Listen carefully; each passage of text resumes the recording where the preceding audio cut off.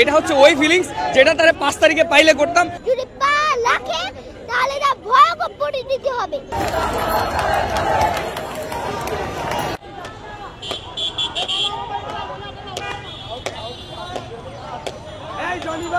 আরো চাই না যে সে আবার চলে আসুক, তাকে তার পক্ষরা চেষ্টা করতেছে আবার নিয়ে আসার জন্য বা কিছু একটা এরকম হইতে পারে, কিন্তু আমরা এটা চাই না। তাই আমরা আবারও তার অবস্থানটা তাকে বুঝিয়ে দেওয়ার চেষ্টা করি। আমি চাই এই খুনি স্বৈরাচার হাসিনার শাস্তি হোক। সে যেই ছাত্র জনতাকে যেভাবে নির্মমভাবে হত্যা করেছে, আমি একজন বাংলাদেশের নাগরিক হিসাবে, একজন দেশপ্রেমিক হিসাবে, একজন স্টুডেন্ট হিসাবে আমি চাই এই স্বৈরাচারের সেই জুতা মারা থেকে পরবর্তীতে যেই সরকার আসবে তারাও শিক্ষা গ্রহণ করুক। কোনো স্বৈরাচারের স্থান এই দেশে হবে না। আমরা দেশপ্রেমিক ছাত্র জনতা কখনোই কোনো স্বৈরাচারকে এই দেশে স্থান দেব না। আমার কাছে আসলে অনেক আনন্দ লাগতেছে, কারণ একদম রাস্তার পথ শিশু হতে উচ্চ শ্রেণীর মানুষ পর্যন্ত এই স্বৈরাচারকে ঘৃণা করে। আমরা চাই এই স্বৈরাচারকে সারা জীবন মানুষ ঘৃণা করুক, এই স্বৈরাচারের অত্যাচার থেকে মানুষ রক্ষা পাক, এই দেশে আর জীবনে কখনোই স্বৈরাচার প্রতিষ্ঠিত না হোক। এই দেশ গণমানুষের দেশ, মানুষ মানুষের অধিকার নিয়ে বাঁচুক, স্বৈরাচার মুক্ত একটি বাংলাদেশ আমরা চাই। দেশপ্রেমিকরা আমরা সবাই সবসময় স্বৈরাচারের বিরুদ্ধে অবস্থান নিব। ইনশাল্লাহ যতদিন বেঁচে আছি আমরা এই স্বৈরাচারের বিরুদ্ধে আমরা অবস্থান নিব। ভাই এই ফিলিংসটা আসলে বোঝানোর না, মানে 15 বছর পর স্বাধীন হওয়ার পরে তারে তো আর পাচ্ছি না একবারে সামনাসামনি মারার। এটা হচ্ছে ওই ফিলিংস যেটা তারা 5 তারিখে পাইলে করতাম, সেই না পাওয়ার ব্যথাটা আজকে পূরণ করলাম। ওই সময়টাতে হয়তো বা আমাদের সুযোগ হয়নি বা সে চলে গেছে, এখন আমরা ওই সুপ্ত কষ্টটাকে এখন প্রকাশ করতেছি। আমি আশা করি এখান থেকে বাংলাদেশের অন্য যারা ক্ষমতায় আসবে বা ক্ষমতায় আসতে ইচ্ছুক বা দেশ চালাবে, তারা শিক্ষা গ্রহণ করবে। যদি তারা ভবিষ্যতে এরকম ফ্যাসিস্টের রাজ্য ক্রাইম করতে চায় তাহলে তাদের অবস্থাও ঠিক এরকম হবে। তো এটা এখন আমাদের মাঝে শেখ হাসিনা একটা রেজিম তৈরি করে দিয়ে গেছে, যেখানে তার লোক বিদ্যমান আছে। তো সেই লোকগুলো চাইতেছে এই বিষয়টাকে নর্মালাইজ করার। মানে বাঙালির বিষয়টা হইতেছে তারা ট্রেন্ডের পরে ট্রেন্ড আসলে ওইটাকে ভুলে যায়, কিন্তু বাঙালি মনে হয় এটাকে ভুলে গেছে, বা যারা আওয়ামী লীগের পাচাটা তারা হয়তো বা এই জায়গাটা ভুলে গেছে যে এটা আর চারটা ট্রেন্ডের মতো না। তারা আওয়ামী লীগ যারা ছিল বা ছাত্রলীগ যারা ছিল তারা বাংলাদেশকে শোষণ করে গেছে। সেই শোষণের জায়গাটা যতবার মনে হবে ততবার আমরা এই ফ্যাসিস্টকে মনে করব, আর ততবার আমরা তার গালে এইভাবে জুতা নিক্ষেপ করবো ইনশাআল্লাহ।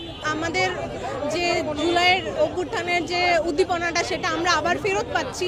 এতদিন আমাদের ওরকম কোনো কর্মসূচি ছিল না, আমরা সেই অভ্যুত্থানের যে আমাদের যে উত্তেজনাটা সেটা আমরা আবার ফেরত পাচ্ছি। কারণ এর জন্য ভালো লাগতেছে, কারণ ওনার অবস্থানটা আমরা ওনাকে দেখায় দিতে পারতেছি, এর জন্য আমাদের খুব ভালো লাগছে।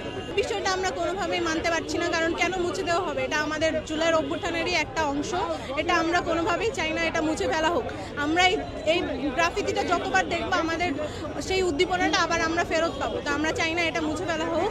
আর এটা যারা মুছে ফেলতেছে তাদের ব্যাপারে আমরা বলবো, তাদের যদি অন্য কোনো উদ্দেশ্য থেকেও থাকে তারা সেটাতে কখনো সফল হবে না, আমরা সফল হতে দিব না। কারণ ভালো উদ্দেশ্য হলে আমরা কখনোই বাধা প্রয়োগ করতাম না। যে উদ্দেশ্যের কোনো ভালো কিছু আমরা দেখতে পাচ্ছি না, সেই উদ্দেশ্য আমরা কখনো মানব না। আমরা শেখ হাসিনাকে ঘৃণা করে আজীবন স্মরণ করতে চাই। মানুষের মনে তিনি কতটা ঘৃণা করে স্মরণ হয় সেটা তিনি যেন দেখেন। পরিচয় হচ্ছে সবচেয়ে বড় যে তিনি একটা স্বৈরাচার, তিনি নারী নাকি পুরুষ সেটা বিবেচনার বিষয় নয়, সেটা আমাদের মনে করা উচিত না। ছবি যে স্বৈরাচার তাকে হচ্ছে মানুষ ঘৃণা করে স্মরণ করবে, এই সুযোগটা মানুষকে দেওয়া উচিত। মানুষ তার ঘৃণা করে যে স্মরণ করতে পারছে, এটাই আমার কাছে মনে হয় স্বাধীনতা।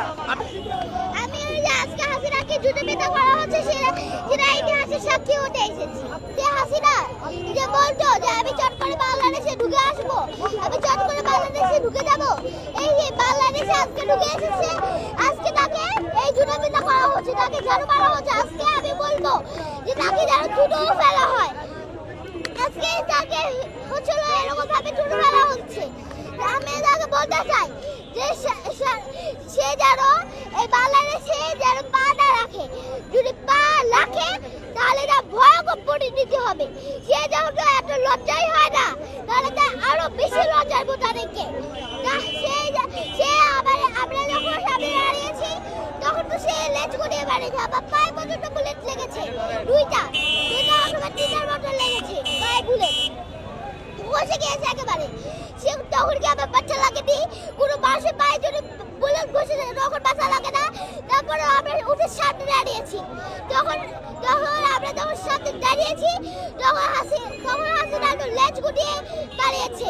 তখন তো জামা কাপড় আকাশে বাতাসে উড়িয়ে তখন তো পালিয়েছে।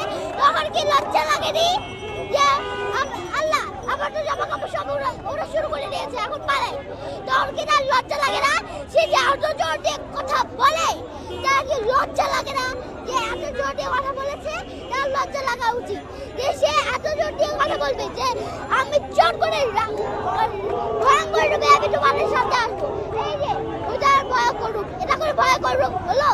আমার নিজে দেখে হাসি পাচ্ছে যে এটার আগে ওর ভয় করুক। আমরা নিজে কোনো ভয় পাচ্ছি না, শুরু বরং জুড়ে না করছি।